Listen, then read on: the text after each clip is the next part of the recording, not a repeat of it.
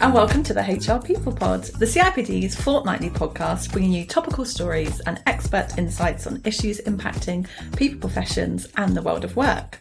I'm Amy Crutchfield, Change Management Specialist at the CIPD, and I'm standing in for David D'Souza, who I'm reliably informed is in a sunny, faraway destination, but safe to say we've got our own sunshine here in the studio today, and I'm delighted to be joined by... I'm Beth Samson. I'm the People Director at Investors in People. Thank you so much for having me today. Thanks, Beth. And it's your first appearance on the People Pod? It is, yes. I'm very excited. Welcome. We're in this together. Hi, my name is Garin Rouch. I'm a consultant for Distinction Business Consulting, and I also do a lot with the CIPD, supporting organisation development. Great. And joining us from Ireland? Hi, good morning. I'm Alison Hodgson. I'm the Country Market Director here for the CIPD in Ireland. It's a pleasure to have everyone with us today on the People Pod, and Garin and Alison, welcoming you back for the second and third time, and welcome to our listeners as well. So before we get started, I'd like to get to know you all a bit better, if that's okay. And as I'm the substitute teacher, I'm gonna change the way we do that today a little bit. So we normally ask what you're reading, listening, or watching. But I'm going to shake it up, and I'm going to ask a question that actually came up in our CIPD community, and that is, what was your first ever job? And perhaps was it your most favourite job? And kind of what did you learn from your first ever job? So Garin, I'm going to start with you if that's okay. Potentially this question's quite triggering. Going back in time a little bit. My first ever job was working on a fruit and veg market stall. It wasn't in the career plan. I just got offered the opportunity because of a friend who had a family business, and it is actually the only job I've ever been fired from. Oh wow! So I know we're going to talk about. Strong. I know we're going to talk about unfair dismissal today, but this was very fair dismissal. Okay. Basically, I quickly realised I can't do arithmetic in my head. I can't tell the difference between certain types of vegetables. I know people who are colourblind. I'm actually vegetable. Vegetable blind. I cannot tell the difference between a calabrese and a broccoli, still to this day. Okay. Not doing the weekly food shop at home. No, I'm totally off that. Alison, what about you?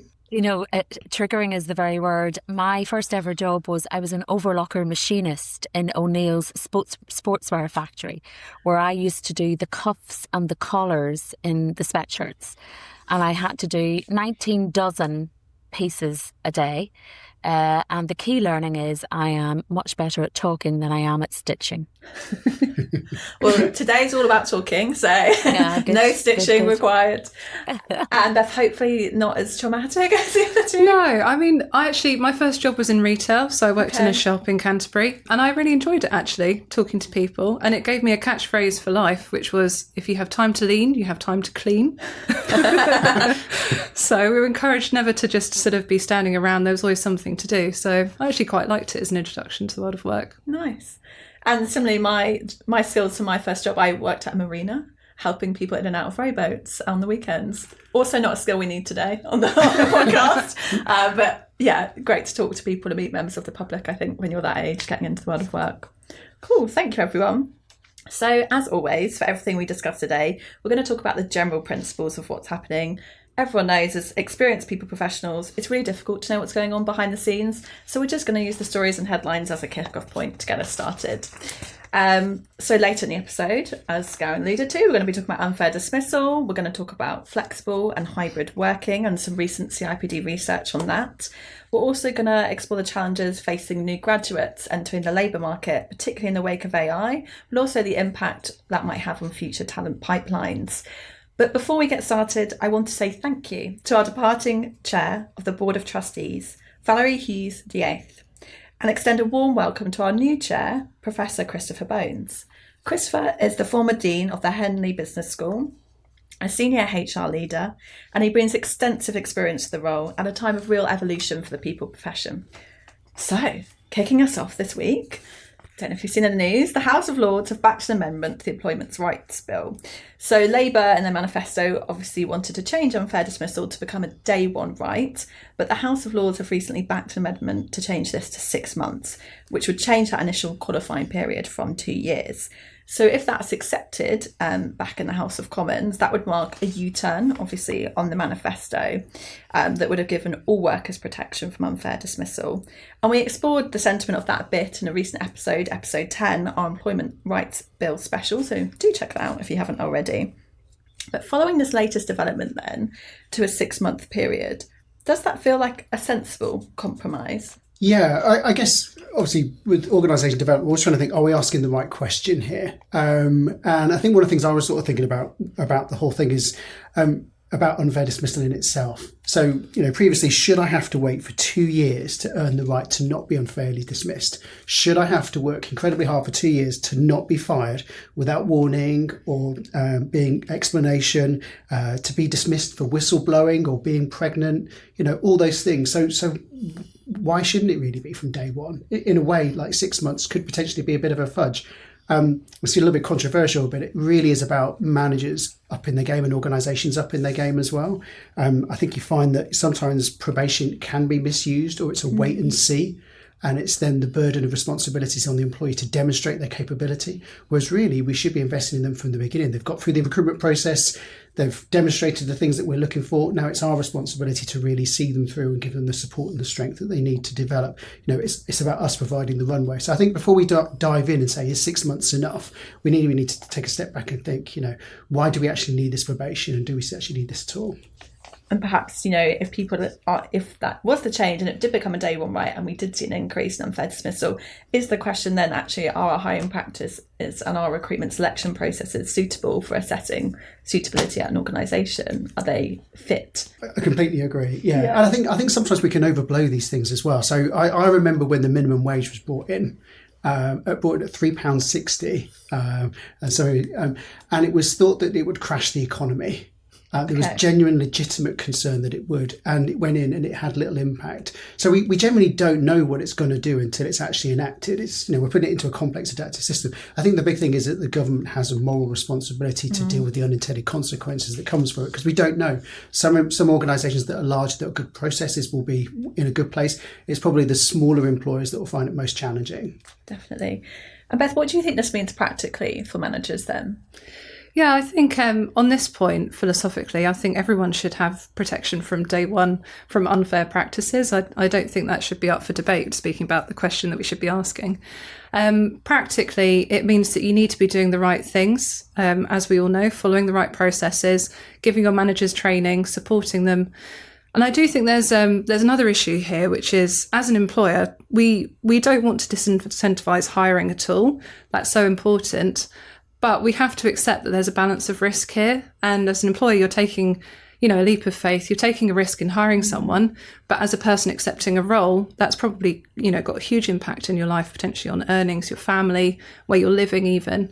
So I think we need to accept that although it maybe will put a little bit of an extra burden on employers if they haven't got these practices in place already, we're doing the right thing here for people who are entering new workplaces. Yeah, and just to build on Beth's point there, I think there's a lot more that can be done during the recruitment process, is to actually really contract with people before they begin, to actually demonstrate, really, this is what the role is like. This is the good, this is the bad, and this is the boring. And so then people then go with informed consent. I think there's that mismatch of expectations, and that's where the disappointment often arises. Definitely. And I think when you're in those processes, you're very much still up until day one, and even beyond that, you're like, I still haven't got the job. You've got your offer, you've got it in writing, but you're like, I still don't want to put a foot out of place. And if there's those niggling questions in your head that, I'm not quite sure about this, I'm not quite sure about that, you kind of are too afraid to ask them, aren't you? So it would change the balance there. Alison, how does this sit in Ireland? Tell us what goes on there. The legislative landscape is slightly different here. So unfair dismissal generally does not apply until an employee has completed 1 year's service, unless it's, as to Beth's point, unfair practices have been enacted by the employer. But it's further nuanced here. We've put some more guardrails around the probation piece. So probation typically in Ireland is 6 months.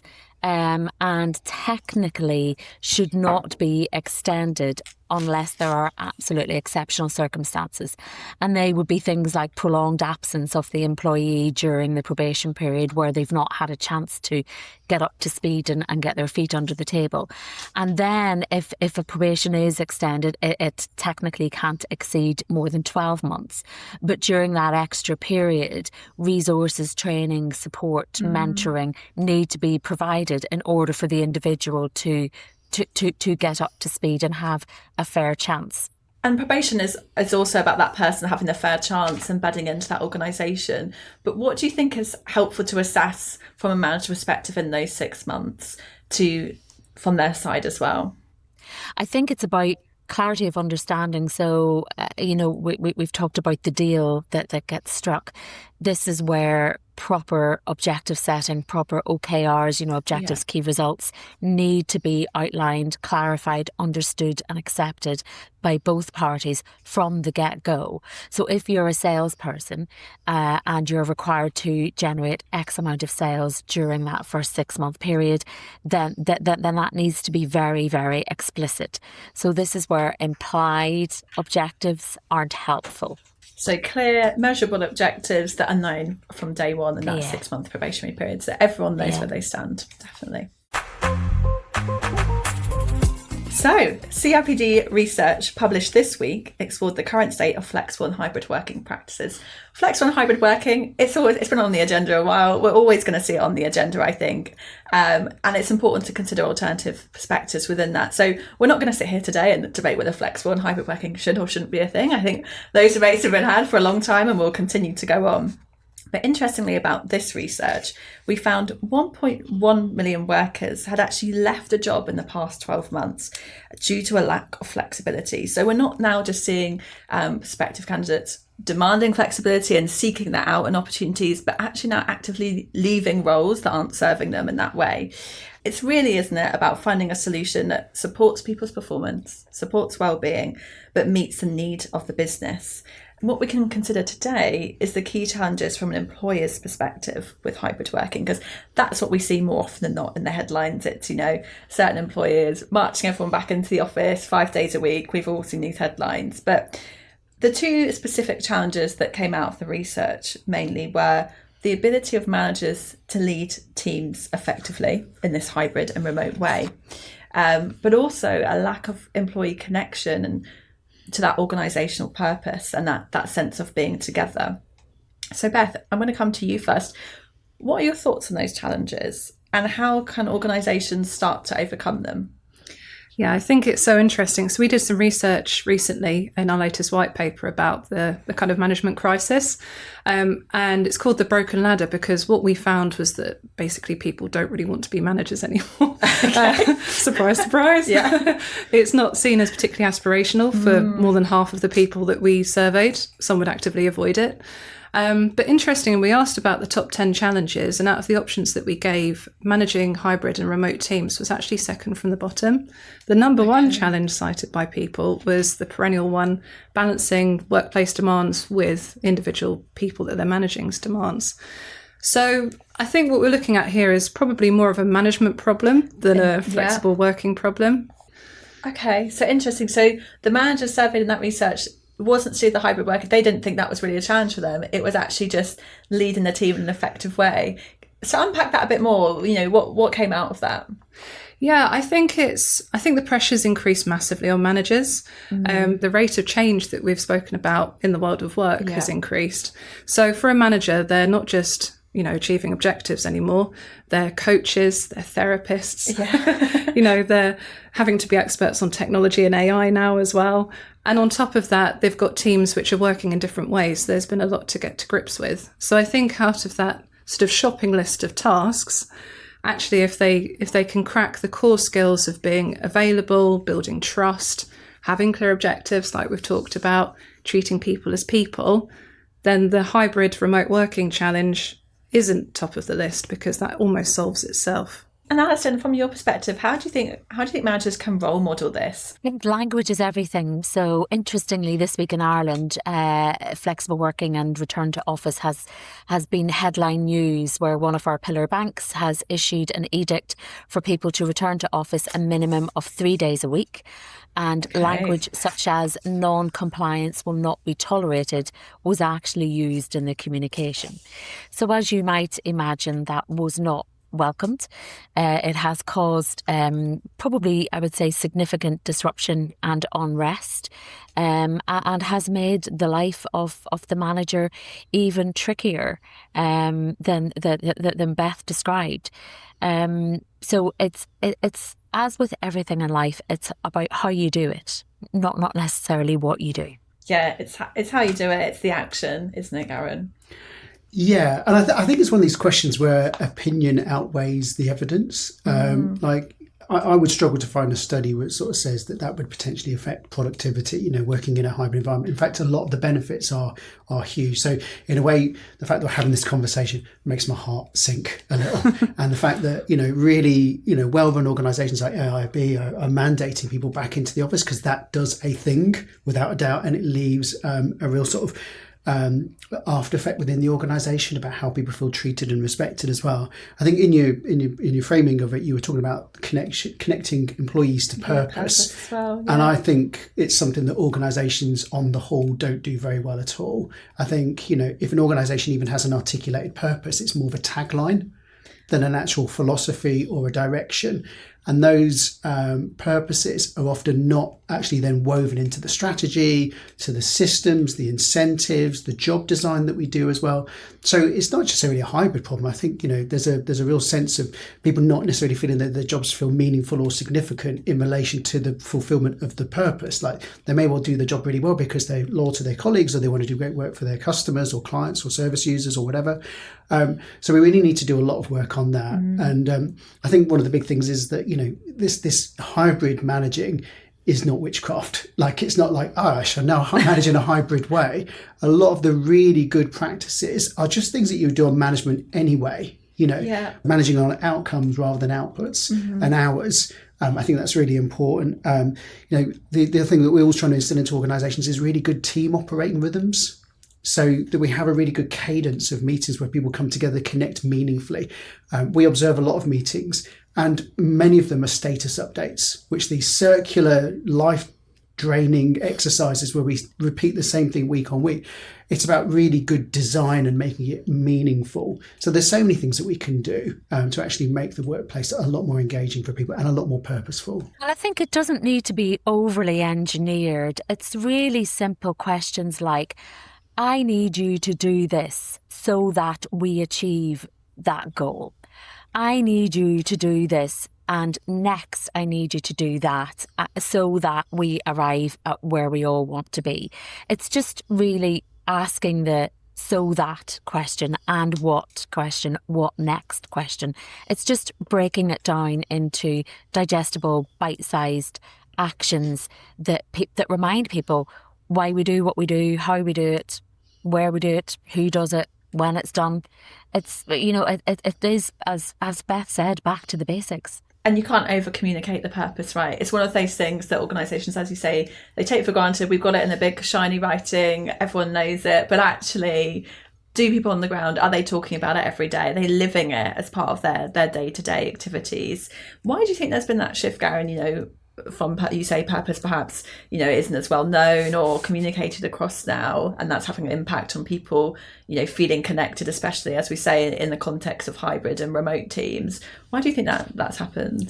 As OD, $1 million question. Yeah, well, as OD, you have to say the word "it depends." But I think if you kind of looked at some of the examples, I think sometimes if you really scratch the surface on what is the purpose of the organisation, it's not very sexy to say maximise shareholder return. It doesn't spring people out of bed in the morning.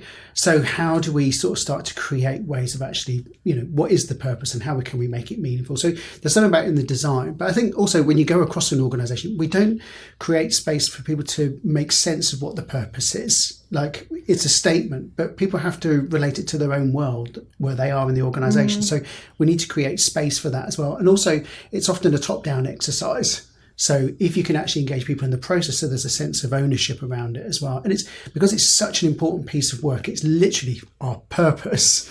Therefore, it deserves the space to have people to input into it so they feel proud of it. Because it's one thing knowing the purpose, isn't it? But the second part of that, it's believing in that purpose. And I think, like we spoke about just now, about you come in, you're hiring, you've done your research, you've got the job, you know what the purpose is because you want to get the interview, and you're hopefully interested in the purpose, of course. And we know Gen Z workers, that's a big part of why they apply for certain companies, is because they want to work somewhere with a sense of purpose. I had a view on that actually, on the question of purpose. I think during COVID, we really narrowed our focus on what purpose was because everything was heightened. Leaders were a lot more visible. There was a lot of active communication about actually this is why you're showing up to work, and companies were doing things in their local community. I think it kind of brought some clarity to that. I think what's happened since COVID is maybe a return to the status quo. People are talking less about purpose. And there's that, we talk about the iceberg of ignorance, between leadership and people on the kind of the front line of services. I think maybe that distance has grown again. Leaders are maybe less visible, dealing with things like, how on earth do we use AI? So that conversation isn't happening as regularly, and it's drifted a little bit. Yeah, I'm loving Beth's phrases so far. I've got, if you've got time to lean, you have to clean. And the iceberg of ignorance. I'm writing these down. Some great one-liners. We've talked about this in the context of line managers then, and that connected point, but is it all up to the managers, or is there other roles, are there other change enablers at an organisation that are also responsible for communicating that purpose? Is it technology? Do HR have a role here? Leadership? All of the above. All of them, yeah. And HR has a huge role to play here, not necessarily leading it, but facilitating it. And I think that's probably a really big evolution of the HR role moving forwards, is the ability to facilitate, whatever it is, the implementation of new technology, or, there needs to be an area that actually connects the dots of the organisation together. And part of that is connecting people to purpose. Then HR should absolutely be at the forefront of this. This should be almost like number one, number two on the list of things to be involved in. I think everybody has a part to play. And for me, a good HR function leaves no footprints. So the ultimate success for HR is when a line manager naturally starts to talk about these things off their own bat. So if they're talking about their team, they just naturally start to talk about the engagement of their team, the alignment of their team with the overall goals. They naturally start to talk about strategic workforce planning for their team in terms of capability and capacity. That to me is a real... That's going on my performance review. Look, that a good HR function leaves no footprints. It just happens, and it happens, but by osmosis. But I'm just writing that down. A good HR team leaves no footprints. I've got that's a brilliant saying as well. I'm getting notes. Okay, so now time for a pop quiz feature. I don't have a jingle, even maybe if they invite me back, I'll develop a jingle for the next one. So this continues the theme of hybrid and flexible working. So following a latest report by the CIPD, we took a temperature check on the state of flexible and hybrid working practices. So we did this in 2023, and we've done it again. Now we're here in 2025. So it's a simple game. Higher or lower? So I'm going to tell you the figure in 2023, and all I want you to shout out is if it's higher or lower now that we're in 2025. Seems simple in theory. Okay, so what percentage of employees would feel comfortable requesting a formal flexible working pattern? In 2023, this sat at 47%. So now do you think that's higher, more employees are comfortable, or lower? I'm looking at you. I don't want to put myself in a line. I want to say higher, but I'm very concerned that it might be lower, so I'm going to say lower. Can I hedge and say maybe it's the level? Hasn't changed much at all. And in Ireland, I would say it's higher because there's the new right to request remote working legislation now. So I would say it's higher. We have a winner. It is indeed higher. So that's at 59% of employees would now feel comfortable. And I'm sure that's to do with the flex from first. I'm so glad I was wrong on that. It's a good thing to be wrong about. Okay, what percentage of employers perceive working from home or hybrid working to have a positive impact on productivity? In 2023, that sat at 46%. And now would you say that's higher or lower? The perception is more positive, less? Well, that's a tough one, isn't it? It depends on the definition of productivity. Productivity is about tasks, then higher. But if productivity is about collaboration, innovation, progress, culture, lower. Any other takers? I think it should be higher because the data has shown us that people can work really effectively working hybrid and working from home. However, the data also shows us that lots of employers are asking people to come back into the office. So I don't know which way it's gone on that one. It's lower. So 36% now of employers perceive working from home to have a positive impact on productivity. So yeah, perhaps related to those headlines maybe. It is. It's the whole debate of output versus outcome, isn't it? That's what it comes down to. And it's become the norm now, isn't it? So it's not that new thing, novelty anymore. Final one, percentage of organisations that say their organisation has hybrid working in place. So in 2023, that sat at 84% of organisations who had hybrid working in place. Higher or lower at 2025? It's another one of those, I want it to be higher, but I think it will be lower. I agree. Yeah, it's lower. It's 74%. So same thing. We're starting to see people be kind of mandated back into the office more, aren't we? And a lot of that is because our pension funds are all invested in real estate. So there's a practical consideration here. There's lots of office buildings out there, isn't there? Okay, moving us on then. So we've spoken in previous episodes about apprenticeships and the role employers play in making these a viable route into employment. But should employers be doing more to help graduates into employment? So previous CIPD research has found the proportion of graduates in low to medium skilled jobs has doubled over the past 3 decades. We obviously now have AI in there as well, not only supposedly taking entry-level roles, but we know candidates and graduates are using AI in their studies, in their schoolwork, in job applications. You know, they are the generation that are growing up with AI. We often talk about unintended consequences, but I guess my question here is, what's different for graduates in 2025, and to what extent is our AI making things harder? You know, this is such a tricky debate. You know, I think graduates and apprenticeships is the way forward, particularly for our own profession, because I feel we need to make our own profession more accessible.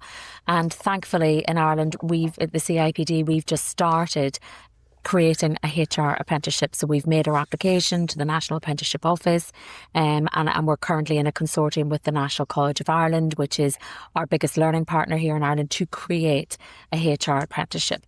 In terms of graduates here in Ireland, you know, the starting salary is anywhere between 29 and 39,000. Average salary in Ireland is in and around 45,000. So it's expensive business for everybody concerned. And where AI is playing a part, that to me is about fundamental skills of being able to discern and decipher what AI is producing. So when you're a little bit more seasoned, if you prompt AI and it gives you an answer that you sort of think, doesn't look quite right, you know instinctively and from your own substance to reference check that with another source. And, you know, people who are less seasoned might not understand that it needs second sourced or validated. So AI is very, very tricky, but it is still a skill in its own right. And it's a skill that we as professionals need to develop and hone and cultivate, because the genie's out of the bottle now. It's not going away. And we all need to, you know, get our heads around it. We're seeing a reduction in graduate roles as well. So mixed with this, you know, they've got the AI making things a lot more competitive, but, you know, KPMG reduced their graduate cohort by 29%, Deloitte by 18%. So we're actually seeing less graduate roles out there. So therefore the value for money in gaining a degree, perhaps prospective students, you know, aren't seeing that as such a positive thing. So how do we balance that? AI is making the job market more competitive. People can apply to many more jobs at a much quicker speed than they used to be, but the graduate jobs are less. I think you sort of said about the law of unintended consequences, and this is one of these moments. So if employees are looking short term, which is to reduce the cost of sort of basic entry roles, then yeah, absolutely the balance sheet will look much better this year.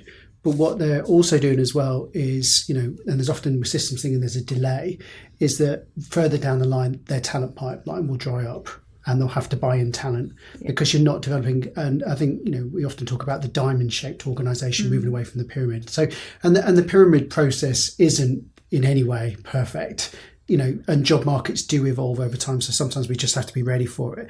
But I think it's organisations just being really intentional And I think a lot of them are sleepwalking into AI. So we're looking at it on a very tactical level. So what can we automate? What can we not? But we're not necessarily thinking about, well, what capabilities do we actually need to design? Are we going for AI to cut costs, or are we using AI to enhance human performance? And once you've got a policy that's really clear, that's actually built into you have a grand strategy about it, then everything should flow out of it anyway. So then you know, okay, well, these are specific capabilities that we're looking to develop within the organisation. We do actually need some basic entry roles for that. So then we do it with intention. I think sometimes these kind of knee-jerk responses, and also looking at our competitors or others that are in the same areas as us, can actually influence it. We have to really think, what do we specifically need for our organisation, and what do we need to sharpen up on? So you think those entry roles, some of those entry roles are absolutely here to stay, and it's just about changing that in the landscape of AI. Yeah, and it may well be that apprenticeships do that. That's no help for anyone listening to this who's got £90,000 worth of student debt. But I think also for students that are entering the market, it may not be as linear as it used to be. You know, to actually be able to get a traditional job, you may have to develop and build your own job. So some freelancing or whatever it is to get those skills to sort of demonstrate you can go into that sort of the main part of the diamond as well. So we have to think quite sort of innovatively as well. Yeah, and I think, you know, the graduates need to be a lot more creative, as you say, Garin. It's not that linear. You get a degree, you apply for a graduate scheme, you're on the graduate scheme, and you progress up and up at the same company.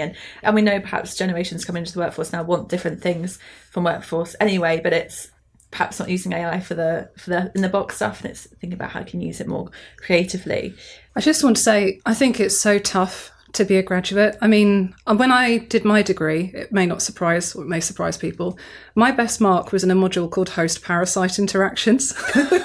I did a biology degree, and I think this is a thing for graduates. You sign up for a degree and it is a leap of faith. You're putting your hope and trust that the labour market will catch you after 3 years. I don't think the labour market is catching our graduates.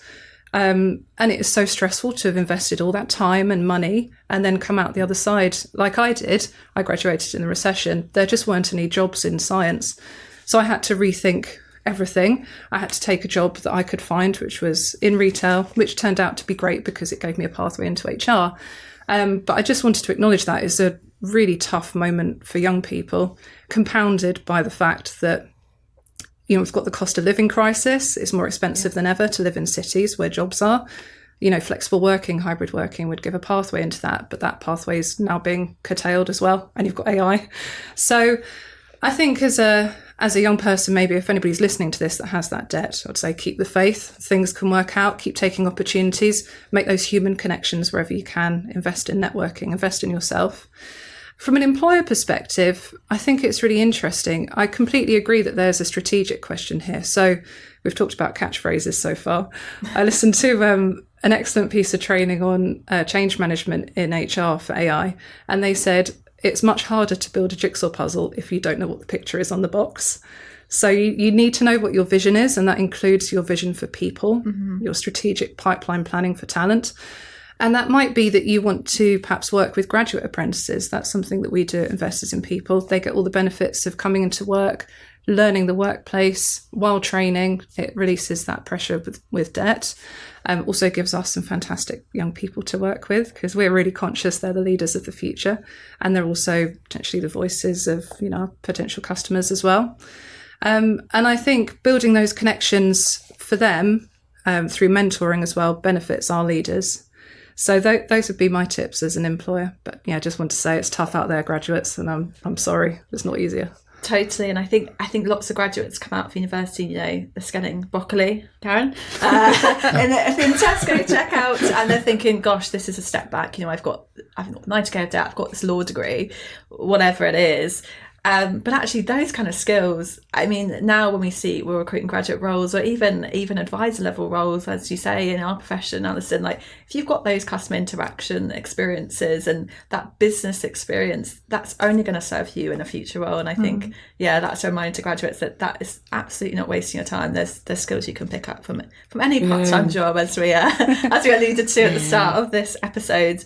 So and look, the best thing about being a human is that we've got 5 senses. And, using all 5 of our senses is what differentiates us. And that's what will help us outrun AI. Yeah. And we've got to stay ahead. I think that's the crucial. That's happening. It's here to stay, as you say. We've got to lean into that. We're trying to develop a catchphrase for that for our next episode. Yeah.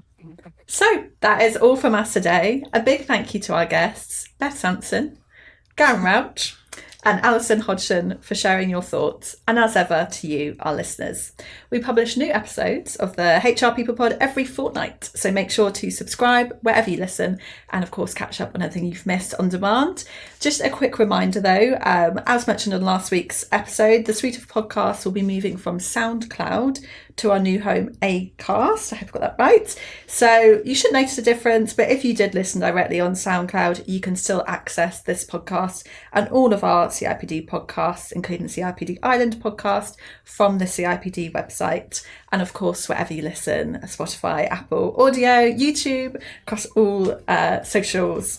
I've been Amy Crutchfield, and this has been the HR People Pod. Thank you.